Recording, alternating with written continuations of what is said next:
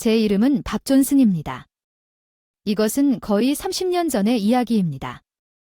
제가 네브래스카의 시골 마을에 있는 공장으로 보내진 지 약 한 달 후인 11월 하순의 추운 밤이었습니다. 막 6시가 지났는데도 이미 어두워졌습니다. 밖에서 나는 그때 내가 일했던 자동차 수리업체가 임대한 아파트 2층에 살았다.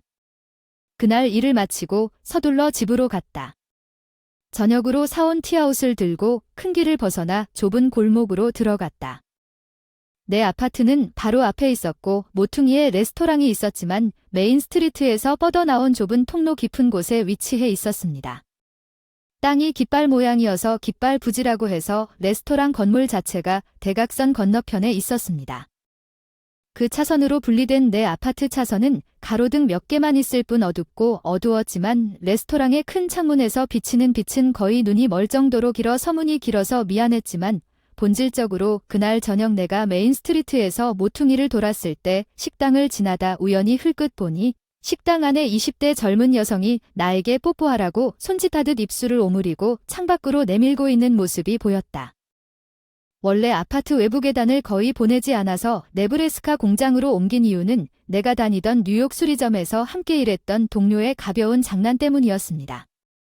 그 무렵 30살이 되기 직전에 10년 가까이 일하던 카라에어 가게가 부도나고 북동쪽에 여러 지점이 있는 카라에어 회사의 정비공으로 재취업했어요.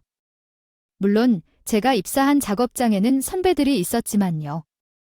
장난꾸러기 후배들도 있어서 야 밥 너 이 마무리 좀 처리할 수 있니 네가 먼저 하는 일. 후배가 나에게 건네준 일은 승용차의 단순 정기 점검이었는데 이 차의 주인은 고객이었다. 그는 우리 가게의 주요 고객이었던 운송회사의 상속인이었고 6개월에 한 번씩 정기 점검을 위해 차를 가져오곤 했지만 그의 차가 최우선 순위가 되지 않으면 파울을 당할 것입니다. 설상가상으로 그는 자신의 차가 방치되지 않았는지 몰래 확인하곤 했다. 나는 후배의 지시에 따라 먼저 다른 손님의 차 수리를 마쳤고 그의 차 점검이 연기되는 것을 보고 쇄도호에서 지켜보던 공기가 맴돌았다. 공장 관리자에 대한 불만 사항을 효일반에게 제대로 설명했습니까? 우리는 그것이 최우선이라고 말했습니다. 후배는 낄낄 웃었습니다. 공장 관리자는 내가 제대로 정보를 받지 못했다는 것을 이해하는 것 같았지만 공기는 그의 아버지를 개입시켜 모든 것을 끝내겠다고 위협했습니다. 제가 해고되지 않는 한 우리와 사업을 하세요. 효일반 상황을 고려하면 이런 질문을 하기는 싫지만 상황이 진정될 때까지 우리 네브래스카 지점에 가주실 수 있나요? 다른 직장을 잃고 싶지 않아서 네브래스카에 가기로 동의했습니다. 공장 관리자가 내가 거기 있을 때까지 거기 있을 거라고 하더군요. 일이 식었다는 것은 1년이라는 뜻이다. 즉 1년 후에 나를 다시 뉴욕으로 데려가겠다는 약속이었다. 그러나 시골의 네브래스카 작업장에 도착하자마자 나는 1년 내내 뉴욕과는 사뭇 다른 여유로운 속도가 금세 마음에 들었다. 평일에는 지역 AM 라디오가 오후 1시부터 일하면서 라디오를 들으면서 아무렇지도 않게 흘러나오곤 했습니다. 오후 5시까지 평일에는 전혀 특별해 보이지 않는 헬로 경환왕나는 여유로운 프로그램이 있었는데 매주 수요일에 여자 기자가 순회를 하고 메인 남성 아나운서가 배너에 참여하여 효일반을 간지리는 프로그램에 참여했습니다. 안녕 캐서린, 오늘은 어디에서 보도하시나요? 안녕하세요, 캐서린 기자입니다. 저는 아라타 공원을 방문하는 SC에 있습니다. 잠깐만요. SC 뭔데? 그게 카운티의 남부 지역을 의미하는 걸까요? 그렇다면 사우스 카운티라고 제대로 말씀해 주세요. 제가 한 줄 알았는데 그렇지 않네요. 아나타 공원이 어디야? 좋은 것 같아요. 네, 저는 확실히 에디 AR입니다. 공원이 아닙니다. 왜 당신이 그것을 확장합니까? 남자 라디오 진행자는 특히 샤프가 그녀와 상호작용할 때만 빈정거림이 터질 뻔했습니다.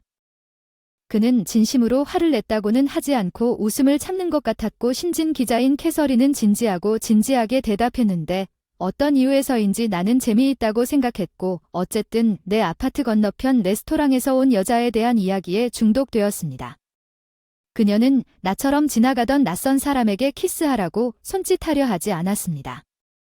그날 이후로 나는 가끔 호기심 때문에 아파트 창문에서 몸을 기울여 그녀를 관찰하면서 그녀가 식당 직원인 것 같다는 것을 깨달았기 때문입니다. 그리고 한가한 시간이나 손님을 기다리는 동안 창가를 향해 우스꽝스러운 표정을 지으며 입꼬리를 끌어올리고 입을 크게 벌리거나 입술을 오므리고 시골에서 지루한 생활을 하며 궁금한 것들이 머릿속에 가득 찼고 호기심이 최고조에 이르렀다. 다음 월급날에는 좀 비싼 것 같아서 기피하고 있던 그 식당을 방문하기로 했습니다. 식당 내부는 생각보다 격식을 차리지 않고 모던한 디자인과 고급스러운 느낌이 있었지만 분위기는 캐주얼했습니다. 일반 식사에서 맛보다 양이 더 중요한 햄버거 디너 세트를 주문했는데도 배는 꽉 차서 만족스러웠어요. 햄버거 머리도 유난히 맛있고 양도 꽤 넉넉한데 $30는 좀 과한 편이에요. 월급날에 나 자신을 위한 대접 그렇게 생각한 사람은 나만이 아니었습니다. 대부분의 사람들이 월급날에 돈을 과시하기로 결정한 것 같습니다. 레스토랑에는 꾸준한 고객이 있었습니다. 고맙게도 그녀는 너무 바빠서 웃길 시간이 없었을 것입니다. 레스토랑에 들어가자마자 눈에 띄는 얼굴은 천장부터 사람 허리 높이까지 뻗은 커다란 창문이 있고 거기에 건네주는 레이스 커튼은 가운데가 묶여 있어 밤에는 열려 있었다. 바깥의 어둠과 창문에 반사된 레스토랑의 조명이 양방향 거울 효과를 만들어냈습니다. 이는 우스꽝스러운 얼굴을 하고 있는 소녀가 이 양방향 거울에 비친 모습을 보고 있다는 것을 의미합니다. 아마도 그녀는 일종의 1년 동안 연습을 하고 있었을 것입니다. 파티 공연은 그때 제가 생각한 것입니다. 여러분, 잠시만 시간을 내어 준범 홍 매니저님이 평소에 여유로운 목소리로 일하고 있는 우리를 부르셨기 때문에 이번 수요일에 준범 홍 매니저님이 벽에 있는 스피커를 가리켰습니다. 라디오 방송을 틀고 있었는데 네브래스카 안녕하세요와 같은 세그먼트를 위해 라디오쇼가 우리 공장을 방문할 것이라고 말했습니다. 스미스 매니저는 인터뷰를 할 것이라고 말했지만 우리 중 일부도 그럴 수 있으므로 수요일에 준비해야 합니다. 그 말은 기자가 내가 열렬한 팬인 캐서린이라는 뜻이고 그 부분에서 캐서린의 얼굴을 봤을 때 나는 거의 기절할 뻔했다. 그녀는 똑같았다. 웨이트리스가 그 우스꽝스러운 표정을 짓고 있는데 갑자기 헬로우 네브래스카 직후 공장 전체에 날카로운 피드백 소음이 울려 퍼졌다. 직원이 도착했습니다. 피드백을 유발하기 위해 공장 라디오를 떠났습니다. 관리자 준범 홍가 서둘러 라디오를 끄고 지은모 기자와 다음 직원에게 진심으로 사과했습니다. 여기 선생님, 그녀는 마이크를 나에게 돌렸습니다. 이름이 휴일반 상수위 H입니다. 여기서 오래 일하셨나요? 두근거리는 마음으로 그녀의 질문에 대답했습니다. 그날 밤 그녀가 무엇을 물었는지, 내가 어떻게 반응했는지 기억이 나지 않았습니다. 아파트로 돌아가서 그날 오전에 녹음했던 라디오 방송을 다시 틀었습니다. 모두 감사합니다. 특히 동아류 여기서는 그게 전부입니다. 내가 효일반 대신 상수위라고 불리는 것은 큰 문제가 아니었지만 에마어 준범 홍는 결국 동아류라고 불리게 되었습니다. 녹음에는 심지어 포스트 인터뷰도 포함되어 있었습니다. 매일 호스트가 에마어 준범 홍늘라고 부르는 것은 약간 아니라고 말한 스튜디오 채팅도 있었습니다. 무례하지 않나 그 이후로 가끔 옆길이나 아파트 창문에서 레스토랑을 들여다보곤 했는데 뭔가 깨달았어요. 손님이 많지 않을 때 그녀는 양방향 거울을 향해 그런 표정을 짓고 있다는 뜻입니다. 다음에 레스토랑에 갈 때는 이 조용한 순간 중 하나를 위해 방문 시간을 맞춰야겠다고 생각했습니다. 아마도 이 모든 일이 있기 전에 그녀와 잠시 이야기를 나눌 기회를 얻을 수 있을 것 같았습니다. 저는 주로 동네 편의점에 자주 갔을 뿐이었습니다. 쉬는 날에는 슈퍼마켓에서 대량 쇼핑을 시작했고 돈을 절약하기 위해 편의점에서 충동적인 지출을 줄였습니다. 거기에는 조금 비싼 레스토랑이 있는데 그 사람이 일하는데 거기에 방문하고 싶었고 다음 월급날 전날에 결정했습니다. 지난 경험을 통해 그 식당에서 저녁을 먹기 위해 월급날이 아닌 월급날 전날에 가기로 결정했습니다. 단방향 거울로 변한 식당의 창문을 밖에서 확인해서 볼 수 있었는지 확인하기 위해서였습니다. 내가 그날 밤 첫 손님인 줄 알고 식당에 들어서자 그녀는 우스꽝스러운 표정을 지었다. 그녀는 재빠르게 창밖으로 몸을 돌려 안쪽으로 향했다. 그녀는 나를 4인용 테이블로 안내했다. 나는 혼자다. 네네, 오늘은 그렇게 붐비지 않을 것 같아요. 메뉴를 훑어봤는데 이미 처음부터 햄버거 세트로 정했어요. 메뉴를 다시 올려다보니 그분이 저를 빤히 쳐다보시더라고요. 실례합니다. 이 식당이 아닌 다른 곳에서 만난 적 없나요? 네, 한 번은 라디오 인터뷰를 위해 방문했던 자동차 수리점에서. 아, 당신이 그 사람이군요. 그 사람이 눈썹을 치켜세우며 기억해내려고 하던데요. 밥 내 밥 맞죠? 내 밥이에요. 로드리가 아니라 그녀 장난스러운 걸리 얼굴을 하고 주문을 잊었다는 것을 깨닫고 혀를 내밀었습니다. 그녀는 재빨리 주방으로 향했습니다. 새로운 주문 버거는 하나 세트를 말한 후 바닥에 서 있는 위험 있는 나이 많은 신사에게 속삭였습니다. 신사는 고개를 끄덕이며 동의했습니다. 그녀는 저를 잠깐 쳐다보더니 그에게 인사한 후 다시 한번 승인의 고개를 끄덕였습니다. 그녀는 내 테이블로 돌아왔습니다. 저는 음식이 준비될 때까지 당신과 대화할 수 있도록 허락해달라고 요청했습니다. 그 사람이 주인이에요. 그런 다음 실수로 저에게 전화를 했는지 사과하며 물었습니다. 상수위는 인터뷰 도중에 내라고 대답했고 동아류에게 전화했다고 농담으로 언급했습니다. 그녀가 웃으며 스튜디오에서 이름을 틀리면 꾸중을 들었다는 이야기를 들었습니다. 보통 저는 괜찮습니다. 효일반은 정확하게 말할 수 있고 준범 홍 매니저도 제대로 말할 수 있습니다. 그런데 내가 마이크를 잡으면 그 사람은 라디오 아나운서한테는 안 좋다고 한탄했지만 나는 내 말을 듣는 걸 좋아한다. 나는 그 사람이 놀란 것 같다고 해서 재빨리 설명하려고 노력했다. 내 말은 당신은 라디오를 듣는 것을 재미있게 만드는 독특한 스타일이 있다는 것이다. 그때 주방에서 햄버거가 다 준비됐다는 목소리가 들려와 식사를 하라고 자리를 비웠다.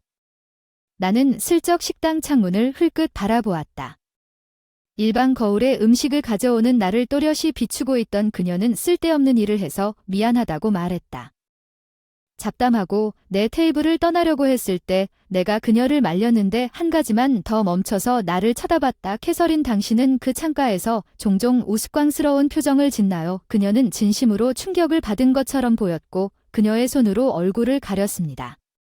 어두워져 창밖은 일방향 거울이 되어 안에서는 일반 거울 같지만 밖에서 보면 식당 안이 다 보인다. 그녀는 크게 한숨을 쉬고 조금 당황한 표정을 짓더니 시범적으로 나에게 웃긴 표정을 지었다. 나는 정확히 발음 운동과 같다고 말하면서 나는 연설 선명도를 향상시키고 싶었다. 더 이상 그녀는 덧붙였습니다. 아직 따뜻할 때 드세요. 그녀는 나도 모르게 내 테이블에서 멀어지기 시작했습니다. 나는 그녀에게 소리쳤습니다. 완벽하게 괜찮습니다. 독특한 말씨가 당신만의 매력이군요. 나는 정말 특히 당신의 팬입니다. 그날 밤 나는 흥분해서 그녀와 끝없이 이야기를 나눴지만 나중에는 당황스러워서 뉴욕으로 돌아가기 직전에 네브래스카에 도착한 지 약 1년 후 그 식당을 다시 방문하지 않기로 결정했습니다. 그 식당에서 마지막으로 그 사람을 봐요. 그날 밤 그 자리는 거의 비어 있었어요. 신사적인 주인이 앉자마자 바로 앉혀줬어요. 식당을 둘러보았지만 그 사람은 전혀 보이지 않았어요. 마지막 방문 이후로 꽤 오랜 시간이 흘렀어요. 다시 와주셔서 감사합니다. 잠시 저를 기억해서 놀랐다. 나를 다른 사람으로 착각한 건 아닐까 하는 생각이 들었다. 우리 웨이트리스가 긴 이야기로 당신을 귀찮게 했을지도 모른다는 생각에 그는 덧붙였다. 나는 재빨리 얼굴 앞에서 손을 흔들며 부인할까봐 걱정했다. 오해 때문에 그녀를 해고했습니다. 제가 오늘 쉬는 날 웨이트리스 가냐고 물었더니 고개를 저으며 그녀가 라디오 리포터로 일한다는 걸 안다고 하더군요. 맞다고 했고 아직도 수요일마다 그녀의 방송을 듣고 있다고 말했고 주인은 주간 라디오 일만으로는 NS를 만날 수 없다고 말하면서 그녀는 이 레스토랑에서 파트타임으로 일하고 있었지만 약 3개월 전에 뉴욕의 한 라디오 방송국에서 스카우트를 받았고 그녀는 지금 그녀가 흥미를 느낀다고 말했습니다. 이 식당에서 아르바이트를 그만두고 뉴욕의 라디오 방송국에서 뉴욕으로 이사했습니다. 그녀는 심야쇼의 개그맨 조수로 출연합니다. 그녀는 여전히 프로그램인 고드 모어닝 경환왕에 출연하고 있습니다. 그녀를 키웠어요. 저는 그녀에게 제가 곧 뉴욕으로 이사할 거라고 말했어요. 그래서 이번이 이곳에서의 마지막 저녁이 될 거예요. 글쎄요. 길게 얘기해서 미안해요. 햄버거 디너 세트를 드시겠어요? 주인이 제가 네브래스카에서도 제가 가장 좋아하는 요리를 기억해 주었어요. 뉴욕에서 라디오 쇼를 들어요. 심야 쇼를 빨리 틀었는데 그 사람이 어시스턴트였거든요. 캐서린 정말 발음 연습을 해야 해요. 쇼에서 장난스럽게 놀림도 받았어요. 괜찮아요. 정말 저를 좋아하는 팬이 있어요. 나는 대체 누가 로드리라는 사람이겠는가? 그는 바보가 아니다. 그는 훌륭한 사람이다. 오 이게 뭐야. 반달 후에 방송에 나온 사랑 고백. 나는 뉴욕으로 돌아왔으나 내 직장 수리 공장은 별로 변하지 않았다. 내가 경험한 로맨스 30년이 넘은 아주 먼 옛날의 이야기.